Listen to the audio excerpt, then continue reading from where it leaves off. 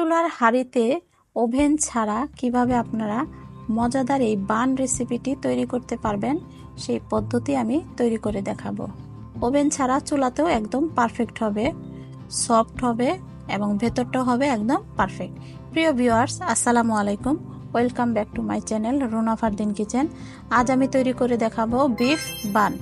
আমার রেসিপিটি যদি আপনাদের কাছে ভালো লাগে অবশ্যই লাইক কমেন্ট শেয়ার করতে ভুলবেন না।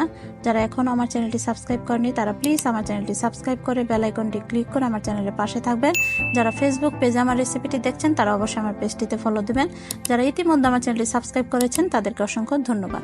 চলুন রেসিপিটি দেখে নেওয়া যাক। এখন একটি মিক্সিং বলে আমি ময়দা নিব 4 কাপ, একটি ড্রাই ইস্ট নিব 4 চা চামচ, চিনি নিব 4 টেবিল চামচ, গুঁড়া দুধ নিব 4 টেবিল চামচ, নিয়ে শুকনো উপকরণগুলো ভালোভাবে মিশিয়ে নিব।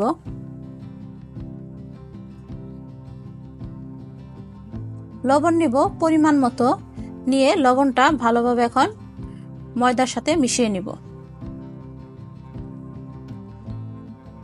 তেল নিব 4 টেবিল চামচ, কুকিং অয়েল নিয়ে ময়দার সাথে ভালোভাবে মিশিয়ে নিব। এখানে আপনারা ইচ্ছা করলে বাটারও দিতে পারেন, 1/4 কাপ বাটার দিলেই হয়ে যাবে। এখন হালকা গরম পানি নিব 1.5 কাপ, অর্থাৎ পানিটা পরিমাণ মতো নিতে হবে। আপনারা কোনো ময়দা আছে পানি কম লাগে, আবার কোনো ময়দা আছে বেশি লাগে, তো অল্প অল্প করে পানিটা মিশাবেন। আর ডোটা হবে একদম সফট একটা ডো হবে। তো আমার পানিটা লেগেছিল এখানে 1.5 কাপ পরিমাণের পানিটা লেগেছিল, কিন্তু আপনাদেরটা বেশিও লাগতে পারে, তাই অবশ্যই পানিটা আপনারা পরিমাণ মতো দিবেন। দেখুন এখানে ডোটা কতটা স্টিকি হয়েছে, এটা মাখাতে মাখাতে একসময় দেখবেন হাতটা ক্লিন হয়ে আসবে। তো আরও কিছুটা আমি এখানে অয়েল, কুকিং অয়েল দিয়ে দিলাম, দিয়ে ডোটা ভালোভাবে এখন মথে নিতে হবে। তো এখন আমি পিঁড়িতে নিলাম যাতে করে ডোটা আমি ভালোভাবে মাখিয়ে নিতে পারি। এর ভিতরে চিনি এবং ইস্ট সবকিছু যেন ময়দার সাথে ভালোভাবে মিশিয়ে যায়, এজন্য আপনার ডোটা 15 থেকে 20 মিনিট এভাবে মেখে নিতে হবে।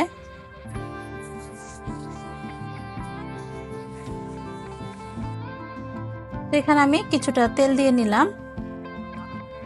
তো দেখুন মাখাতে মাখাতে ডোটা একদম সফট হয়ে গিয়েছে। ডো যত সফট হবে ব্রেডটাও আপনার সফট হবে।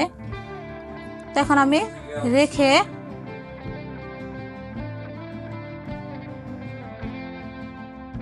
উপরে যাতে ড্রাই যাতে না হয়ে যায় এজন্য আমি তেল দিয়ে দিব।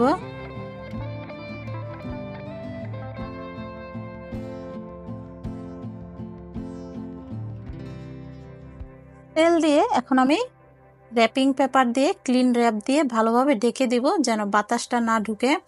আর আপনাদের কাছে যদি ক্লিন র্যাপটা না থাকে তাহলে ভারী কোনো থালা বা প্লেট দিয়ে বা ঢাকনা দিয়ে ঢেকে রেখে দিতে হবে 1.5 ঘন্টার জন্য। তো এমনভাবে ঢাকতে হবে যেন ভিতরে বাতাস না প্রবেশ করতে পারে, তাহলে ইস্টের কার্যকারিতাটা কমে যায়, তাই এদিকে অবশ্যই লক্ষ্য রাখবেন। আর অবশ্যই ইস্ট নিলে আপনারা অ্যাক্টিভ ড্রাই ইস্ট নেবেন এবং ভালো মানের ইস্ট নেবেন, তাহলে আপনার ব্রেডগুলো একদম পারফেক্ট হবে। তো আমি ফিরে আসছি 1.5 ঘন্টা পর। এখন আমি বিফ পুর বানাবো, যেহেতু বিফ বান তাই অবশ্যই বিফের রেসিপিটা করতে হবে। এখানে তেল নিব আমি 3 টেবিল চামচ, পেঁয়াজ কুচি নিব 1/2 কাপ, বিফ কিমা নিব 1 কাপ এবং 3/4 কাপ, অর্থাৎ 1.25 কাপ। এখানে আমি বিফ কিমা নিব। বিফগুলো একদম কিমা না করে আমি একদম ছোট ছোট করে পিস করে নিয়েছি। কালো গোলমরিচের গুঁড়া নিব 1.5 চা চামচ,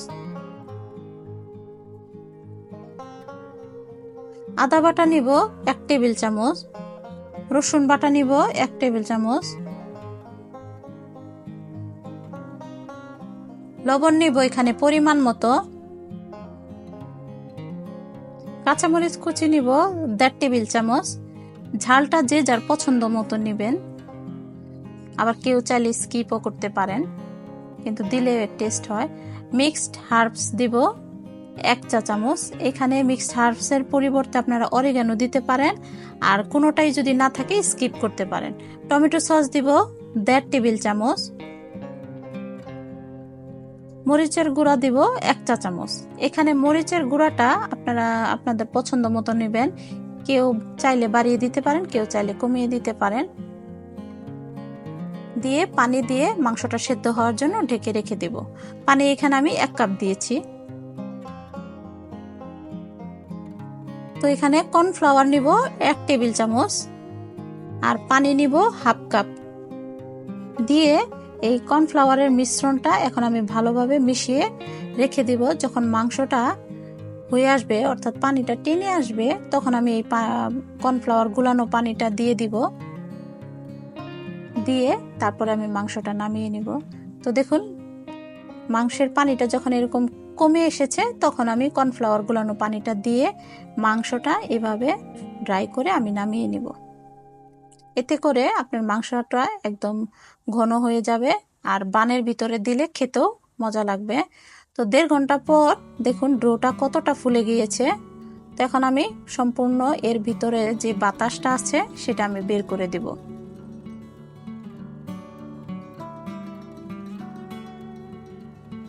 এখন এই বাতাসটা বের করার জন্য 1 মিনিটের জন্য আমি একটু ডোটা ভালোভাবে মথে নিব।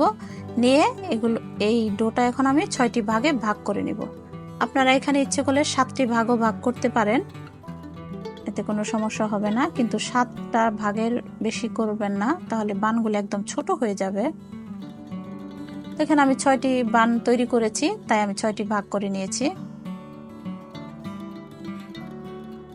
নিয়ে হালকা একটু চাপ দিয়ে তারপরে আমি এই ডোয়ের ভিতরে বিফের পুরটা আমি দিয়ে ভালোভাবে মুড়িয়ে নিতে হবে, যেন কোনো অংশ ফাঁকা না থাকে। তো ভালোভাবে বল তৈরি করে নিব এখন, অর্থাৎ বানের শেপটা দিয়ে নিব। আর যেই প্লেটে আমি বেক করব সেই প্লেটে আমি একটু তেল লাগিয়ে নিয়েছি, যাতে করে সহজে উঠে আসে। দিয়ে বানগুলো আমি দিয়ে দিলাম। এখন 20 মিনিটের জন্য ঢেকে রেখে দেব। আবার আমি র্যাপিং পেপার দিয়ে ঢেকে রেখে দিয়েছি, যেন বাতাসটা না লাগে। 20 মিনিট পর কিছুটা ফুলে যাবে, ঠিক সেই মুহূর্তে আমি উপরে কুসুম ব্রাশ করে দেব, ডিমের কুসুম।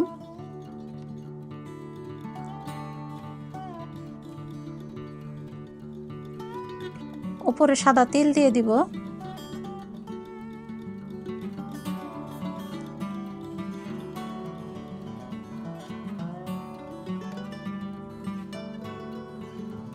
দিয়ে এখন আমি হাঁড়িতে বসিয়ে দিব বেকিং হওয়ার জন্য। এখানে আপনার ইচ্ছে করলে ওভেনও করতে পারেন। ওভেনে 180 ডিগ্রি সেলসিয়াস তাপমাত্রায় 25 মিনিট বেক করে নিতে হবে। তো হাঁড়িটার ভিতরে একটা স্ট্যান্ড বসিয়ে দিয়ে ঢেকে আমি লো হিটে রেখে দিব, 10 মিনিট প্রিহিট করে নেব। অবশ্যই এই কাজটা আপনারা ওভেনেও করতে হবে, যারা ওভেনে বেক করবেন। 10 মিনিট প্রিহিট করে তারপরে অবশ্যই ব্রেডটা বেকিং করতে দিবেন। তো হাঁড়িটা আমি রেখে দিলাম 10 মিনিটের জন্য। তো 10 মিনিট পর আমি ঢাকনাটা খুলে এর উপরে ব্রেডের বা প্লেটটা দিয়ে দিব।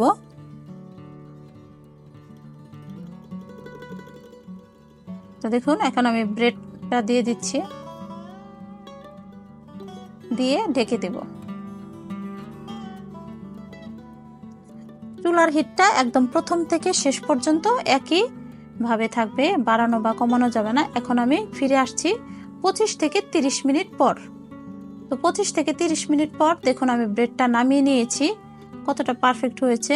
আর এর থেকে বেশি যদি আপনারা উপরে কালারটা আনতে চান, তাহলে হাঁড়িটা আরেকটু ডিপ নেবেন, যেন আরেকটু নিচে গভীরটা থাকে, তাহলে উপরের কালারটা আরো সুন্দর আসবে। তো দেখুন, এখন আমি বানটার ভিতরটা কেটে দেখিয়ে দিচ্ছি কতটা পারফেক্ট হয়েছিল, আর অনেক সফট হয়েছিল।